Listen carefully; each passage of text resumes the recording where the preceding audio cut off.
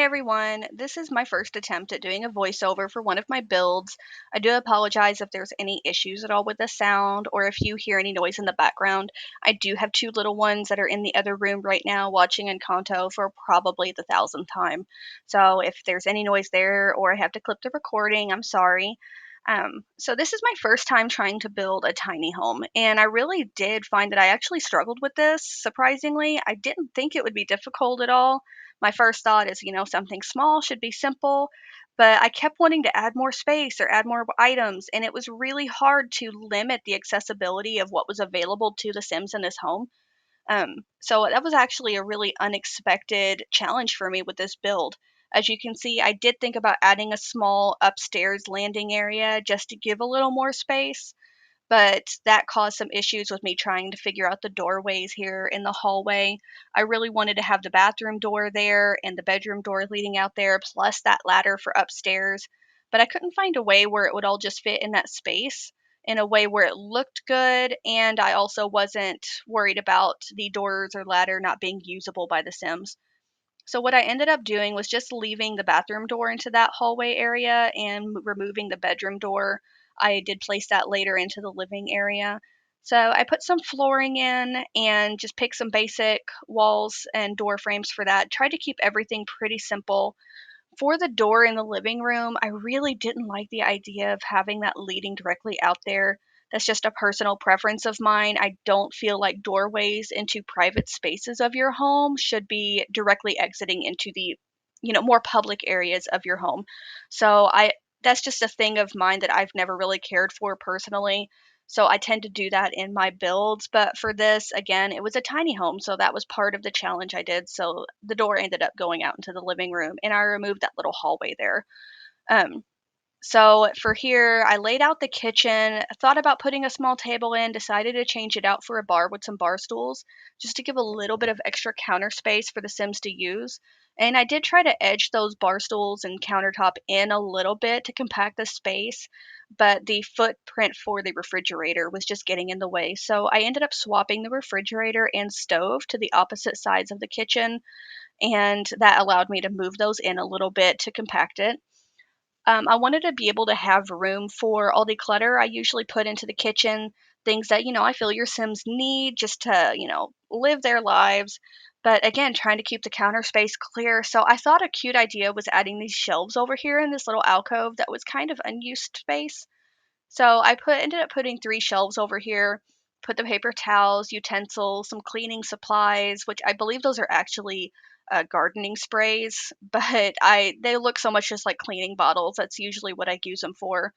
And then some other little jars and trinkets and things, and then also some paper plates and stuff. I thought about adding the knife set over on the counter, but then thought better of it again, remembering I'm trying to keep counter space clear, make the most use of the space that I can. So here I'm trying to choose a color for the walls, and I do tend to have two safe zones when it comes to color. One is browns and beiges, and the other is teals and greens. So I've noticed I have been doing that a lot in my builds, and I'm trying to move away from that a little bit, but for here I just wasn't feeling brave enough, so I ended up sticking back with the tans and browns. I had a shelf there above the countertop that I ended up putting some plants in a little jar on. You'll see that in the after pictures. I'm not quite sure what happened with my video clip there. It seemed like it cut short and I didn't realize it. But here for the bedroom, you can see again, I did fall into that comfort zone of color of mine with the teals. But after I placed the bed, I ended up finding this bed that I thought was really cute, and the main color scheme on it was kind of a yellow. So that let me kind of shift the coloring around a little bit, and I ended up changing the walls to more of a green. So I'm still staying in that green area, but it's more of a kind of a sage green that matches the yellow a little better, and then that rug kind of ties it in with the grays. So the room I kept pretty simple, just the dresser, bed, a little mirror, rug, and a nightstand, and then moved on to the bathroom. Bathroom also kept pretty simple. I thought about adding a shower combo or just a shower in here, but I really like this little tub, and I'm not sure which pack that came with. And I also really, really like the little medicine cabinet mirror. I had not used that before. I didn't like how low it sat on the sink though, so I did raise that up a little bit. and just adding some clutter and items in here, the rug and toilet paper on the wall, and some shelf with some little towels and bathroom supplies on it. And I did want to add a little candle up here on the top just to give, a little comfort for the bathroom. You want to have a nice long soak in the tub or something. But when I did that, I realized I didn't like how cold the bathroom felt with the whites. And so I ended up changing the tile on the walls to the same tile I had for the kitchen backsplash and then swapped out the tile flooring a little bit. Tinkered around with the ceiling lights, just trying to find something that I liked. I did end up just changing the saucer light to a hanging light in the kitchen, but I ended up going back to a saucer light. I just didn't like how that hung down into the space. Um, but I ended up putting the hanging light there in the kitchen or in the bedroom, sorry. So moving on to the outside, I put a roof on here and I wanted to have like a little awning roof on the front, but I didn't like the way the edges of it clipped into the main part of the roof. So I ended up changing that out and just dropping the front part down to a lower section. So I thought that gave a cute little bit of character. And the siding, I picked this really nice deep blue. I think that blue looks really, really good with the crisp white trim, and updated the foundation borders around there and added some little decoration items around out front. I do always like adding some nice plants out here. I thought that really just kind of gave some comfort to the space. And because there's so little seating inside, if there's guests or company over, I did add a small table out here to the front with a candle on it. I thought that was just, a cute, comfortable little space. If you're feeling a little too cramped in the house, it's a place you can go. And as you can see, I did have a moment I realized, oh, I forgot the trash can.